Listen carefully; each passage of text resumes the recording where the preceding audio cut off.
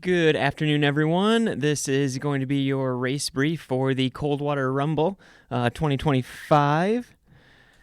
I'm Aaron Barber. I'm your race director. I'll be taking you through our runner guide.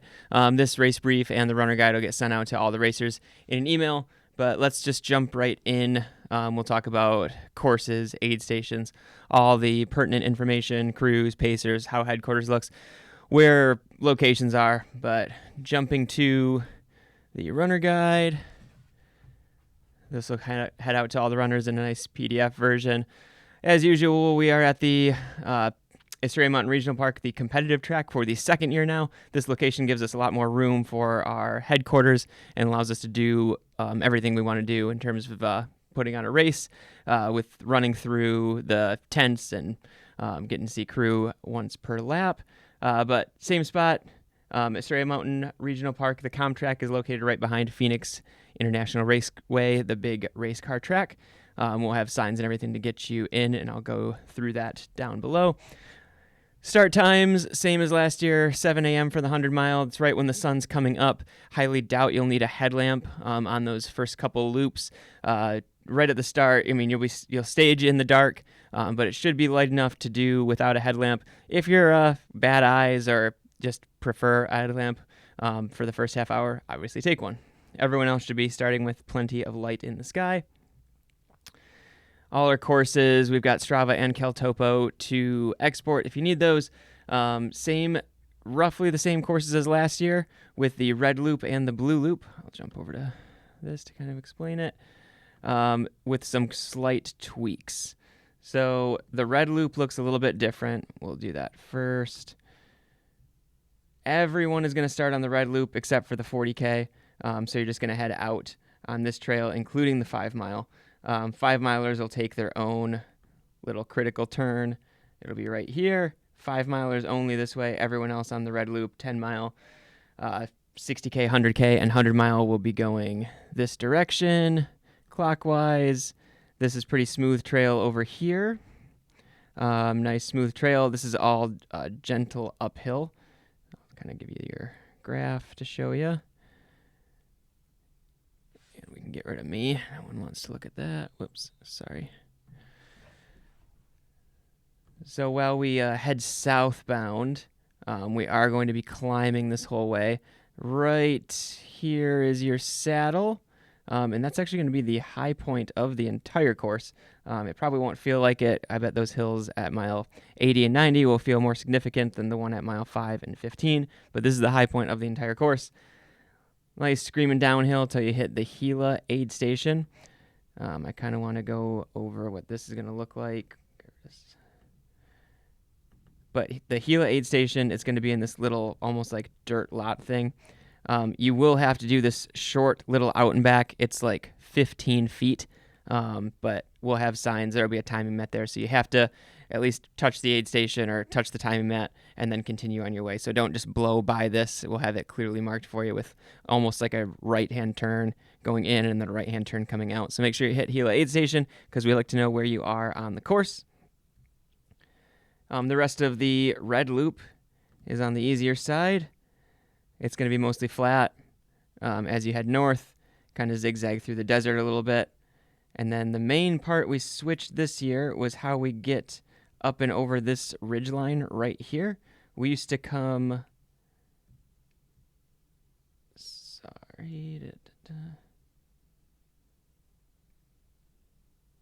Yeah, on the red loop, you come up and over almost the same way as last year. The blue loop, we take desert roads, and I'll get right into that. And then, as usual, like as every loop, you come through our start-finish area and do one loop. We'll get into how this is going to be set up, but there's going to be camping and pop-ups and everything there. So each loop, you kind of do a lap around the Rumble headquarters, and then you head back out on your respective loop. If you're a 100-miler, you'll come through and do another red loop. If you're done with the red loops or in the 100K, you'll come through and head out on the blue loop. If you're in the 5-mile, you'll be finished. 10-mile will be finished here as well. So going on from that, that's kind of our general course setup. I will get down to the specific courses in a second. 40K, you're going to be having the same shortcut as normal, and 5-milers have a different course. So delving into the blue loop, let's just jump right into the 40K course, and then I'll talk about the complete blue loop. So back here, and we'll just overlay it with the... So here's our blue loop, kind of blown up. Everything is clockwise. There is two-way traffic on this section of trail. It's nice and wide, plenty of room for two. And then the 40K is going to take the shortcut right after Dysart Aid.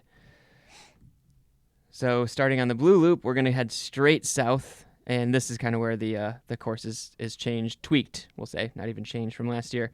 Instead of coming down this trail here and then kind of zigzagging through the desert and on service roads, kind of boring, there's some nice switchbacks on Desert Rose, and we'll be cutting up to Desert Rose and then taking that downhill. Let's see what that looks like on the map. It's a nice little climb, right? It's this right here on the graph. So you see, leaving the start area, you're climbing for the first, looks like about 0.8 miles to get up and over the ridge, and then a nice descent. And then it's a slow climb. It doesn't really feel like you're going uphill as you head south down to Rainbow Valley. We'll kind of show you how it looks. But this is going to be a critical junction. I'll mark it myself. But everyone's going to have to go left here. And then when you complete the blue loop part of it, it's again a left-hand turn. There's no washing machine style. No one's going to be taking a right here. No one's going to be heading in this direction. Everyone's going to head straight south to Rainbow Valley Aid. Slowly uphill, but it doesn't feel like it. It's more rolling in this section, and then there's a lot of washes that you're going to go through in this section. You'll hit Rainbow Valley Aid, and then you get the famed and infamous Corget Wash. So in this stretch right here, there's a bit of sand. Jump on a service road for a little bit, also sandy, back on trail right around here, and you're treated with a little bit of a climb. This is uphill over this saddle. Again, nothing major, but it'll probably feel like it later in the race. And then this climb before you get to Dysart Aid Station. Again, on the graph, it doesn't look too bad, but this one it's a burner. You'll feel it towards the end, and then you scream downhill towards Dysart Aid Station. Grab your aid, and then there will be a critical turn shortly after Dysart Aid, right here. So everyone in the 60K, 100K, and 100 mile will go straight. 40K only, this will be very clearly marked, will take a sharp right-hand turn and almost take a shortcut to Rodeo Ranch Aid. Everyone else, this north section of the course, it looks flat on the profile. It's really lumpy. So you're kind of it's like short little uphill, short downhill, short uphill, short downhill. And you keep going around corners thinking you're going to get to Rodeo Ranch Aid next. But there's always one more corner. That's at least how it felt when I have run it in the past. There was a little tweak right here as well. Just to make up extra distance, we're going to be on Toothacre Trail just for this little lump. In previous years, the course has just gone right here. So the natural flow of the trail actually is this direction. You'll have to take a left-hand turn off it. It'll be clearly marked with wrong way signs and blue loop markers to take you this direction. You'll join back up with the 40Kers, and again, a short little out and back to Rodeo Ranch Aid that you have to complete each time. There will be markers to do that. Hit Rodeo Ranch Aid, turn around, and then we're going to head southbound and make our way back via the Maricopa Trail to the start-finish. And again, every time we go through that start-finish, it's around that loop.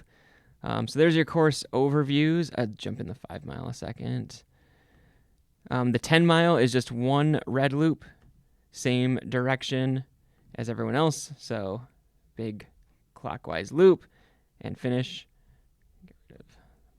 And the 5 mile, you're different this year slightly, mostly because you're in the opposite direction as last year. So right from the start finish, following the red loop with everyone else, this critical turn at mile, looking at 1.17 miles into your race, very critical junction where 10 milers and anyone running the red loop, so 60K, 100K, 100 milers will, it's almost a stay straight for those longer distance, and 5 milers will have to bear right to head southbound. This trail right here, it's through a lot of washes, and it's quite chunky, pretty rocky. If you ran the 5 mile last year, we were going opposite direction. So we switched the direction of the course just to make it cleaner with everyone else. You're gently going uphill. It doesn't really feel like it until you get to about right here, this crux. Then you climb up to the saddle. This descent is gnarly. It's chunky and steep, so watch your footing there. 5 milers, you don't get an aid station during your run, but you have it at the finish. You'll bomb down this. This is nice, smooth trail. Short little climb up to our saddle where you get that Desert Rose Junction, and then we head back to the finish line with everyone else. Those are your courses. Moving on, we talked about the 40K course and how it has its little shortcut after Dysart Aid. We talked about how the 5 mile goes here. And then this is the blown up version of how my idea of how Rumble HQ is going to be set up. We'll get into camping in a second further down, but if you have an RV or car camping pass, you'll be on the west side of the lot. Right over here, we'll have it chalked out, and I'll send a separate email about how to attain your camping pass if you purchased one. All the interior of the loop is going to be for pop-ups. Crew, you can set those up if you have like a blanket or a tent or anything like that. Spaces for crew to hang out. Bring as many tents as we can. I'd like to fill this up. There's plenty of room right now. We're not at a space in the race where we're going to need to give away these spots by lottery or anything like that. Plenty of room for crew. So if you want crew in a tent, in a little pop-up, bring it, and we'll get you a spot and set you up on the interior of the loop. And then this same thing with this section down here for pop-ups. If you rented a camping tent from us, they're going to be set up down here on the loop, and we'll have those set up for when you arrive. Again, I'll get into camping in briefly. And then we've got parking for runners, and like if you're checking in, if there's room, like towards after the shorter distances finish and you're crewing a 100 miler or 100K runner, feel free to use these lots, but we want to use the lot nearest for the runners. If you kind of zoom out, we have access to all these. This is our main race headquarters. All these satellite lots. There's plenty of parking. We'll never utilize all the parking. So try to keep this section for runners. If you're there to crew or spectate and this is full, just come to one of these satellite lots and then hike on up. We will have a food truck, a coffee truck. Never Second is going to be out on packet pickup day and race day, demoing product. And that's all the vendors that come to the top of my head right now. And then our typical aid station fare at the aid. So going down to course marking, here's kind of what everything's going to look like. These are your distance-specific signage. So it's really easy to follow. We're just got the 2 loops, so just have to memorize what loop you're on, and we'll have signs for that as well. So 100 milers are red, red, blue, blue, blue. 100K is red, blue, blue. 60K is a red and a blue. 40K has their own little shortcut, but in essence it's just one blue loop minus the one quick shortcut, and the 5 mile are their own thing. The 10 mile is just one red loop. Aid station chart, you've probably gone through it, but the things to note are where pacers and drop bags are, but drop bags are accessible at Rumble HQ, so the headquarters. There'll be a spot for drop bags, and Rodeo Ranch. So if you're in the 100 mile, you get 2 spots for drop bags per lap, and then pacers can jump in at the same spot. So they can pace you your last 2 blue loops if you're in the 100 miler, and they can jump in or out at either Rodeo Ranch or Rumble HQ. We do not provide shuttles for pacers, so if your pacer starts at HQ and stops at Rodeo Ranch, it's their own responsibility to get back. And then the infield area, like if you're just finishing your loop, that is open. So if you want to run with your family or a dog on a leash, or pacers or more than one pacer, you can. This whole infield area is almost no rules, we'll call it. So you're not going to get DQ'd if you run with all your kids or a pet in that headquarters area. Just make sure dogs are on a leash. Pacing aid station chart is all up to date on the website as well. So here, well, I'm not just going to straight up read this, but that's what the runner guide's for. We go into crews and pacers, but basically they can join in at Rodeo Ranch and at headquarters. We've got driving directions to everything. The gate to the main park will be open overnight. So if you are crewing, how you do that is you'd have to leave our headquarters, exit onto Indian Springs Road, head west. This Indian Springs curves around right here, and then you'll enter the main park. If you pay one time, you should be good. I'll double check, make sure the park supervisor knows that. It's $7, but that should be good for the day, whether you enter at the comp lot or at the main entrance. And then you're going to follow this road, kind of double back on yourself, but this one's inside the park to get to Rodeo Ranch. So Rodeo Ranch is drivable, and it is available for spectating and crew to get to. So overnight, if you're crewing, you could be driving back and forth. It takes about 10 minutes. It's not too far. It's just kind of just getting into the park, and it's slow. It's like 20 miles an hour getting to Rodeo Ranch from start finish. Packet pickup. It's usually at Aravaipa headquarters. Don't come to headquarters because it's not this for this race. So everything is out at the park in the comp track lot. So starting at 2 o'clock on Friday, you can come check in for camping, get your tent set up. If you rented a tent, it'll be set up for you. But pick up your packet on Friday out there. Maybe do a little shakeout run. Or Saturday morning, perfectly fine to pick up your packet on Saturday morning. They're not going to go anywhere. Drop bags, we mentioned Rumble headquarters and Rodeo Ranch. Camping, I'll leave that to a separate email, but I've got right after this, I'll send out the camping instructions, but you know where to go. We kind of went through that on how headquarters is going to be set up, but camping over here for car and RV, and over here for tent rentals. Crew zone, yep, we just went through that. Parking, we come in off of Indian Springs Road. Kind of change the... So this will probably be what you're looking at on your phone. So this is the big raceway, Phoenix International Raceway. You'll come in off Indian Springs Road, whether you're coming, I'm assuming most people come from Phoenix, but you might be coming from the west as well.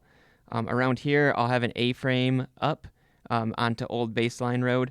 There's two entrances right next to each other. This one probably has a gate. This one does not. So Old Baseline Road, but if you navigate with any of the pins I provided, it should take you to the right spot. Go up through these dirt parking lots, and then it's the second entrance. So basically take it till it tees, and then there's like a little self-pay station right here.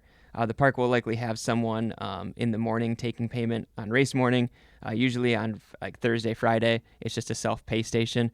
They do check. So if you think you're going to skate in and say like, oh, I don't want to pay, I'm just going to be here for a little bit. I've gotten a ticket here before.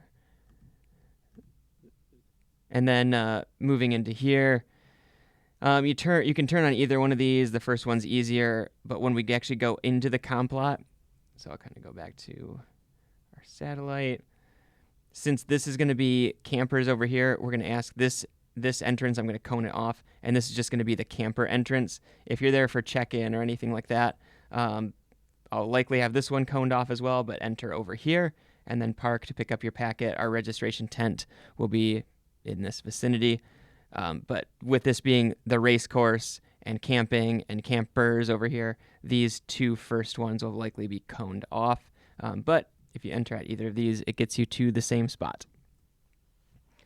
And like we said, crew spectator parking, use those satellite lots. I'll jump back over here and zoom out, give you a lay of the land. But there's ample parking, more than enough for what we're going to use for the race over here. And then you can kind of, I'm not going to read through the whole thing, but the runner guide does have a general menu at each aid station. The times listed are just daytime, dinner, and overnight. Those are intentionally, we don't try to do everything by the hour, just because we don't know how much food we're going to use, but this is the general plan. And then the on-course nutrition provider is Never Second, who will have the gels, drink mix, and solid bars at all the aid stations and at the start finish. Forecast right now, it's going to be cold. So come back to me. So prepare to be cold. It's high. It looks beautiful for running during the day. So we're looking at 60s, low 60s, and sunny during the day. But overnight, Goodyear, which is like the closest city where you're going to get a forecast, is looking at low and mid 30s. And when you get out into the desert, you feel every bit of it. So you're going to go through some washes and arroyos. It's going to be really chilly on there. Also, this being a January race, there's not a lot of daylight hours. So it's a lot of time spent in the darkness, a lot of time spent in that cold.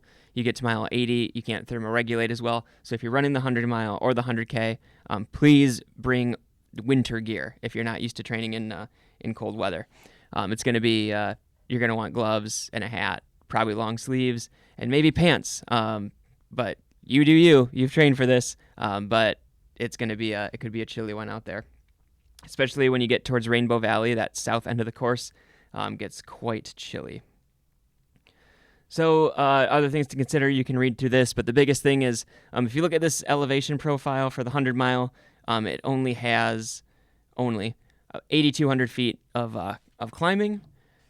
But you'll feel every one of them. The Estrella Mountain Regional Park is really rugged. It's rocky. If you look at this course profile, there's never a flat line, and it's not just like a Colorado race where it's just like a big climb and a big descent, a big climb and a big descent. There's just hundreds of little micro climbs, so it does beat you up. You'll love it though. And then we'll get down to that. That's where I link what I'm filming right now. So, with that being said, that's all I have for you right now in terms of the race brief. I'll be around during packet pickup on Friday. If you have any questions, also feel free to reach out via email. Today, I'm filming this on Tuesday. I'll actually be on site on the race course on Wednesday, Thursday, Friday, Saturday, and Sunday for either course marking, setup, or obviously directing the race. So I might not be able to get back to you right away, but I still have my phone on me and I do check my email. And if I can't get right to it, I try to forward it to someone that can provide you with a response. But we should be good to go. I'm really excited. This is it's like I said, 15th year of the event, but it's like the second year at this new venue with a new feel for the race. So excited to learn from what we the inaugural year last year and knock out a fun one this year. That's all I got for you. If you have any questions, feel free to email me. I will see you out there this weekend. Good luck. Happy taper.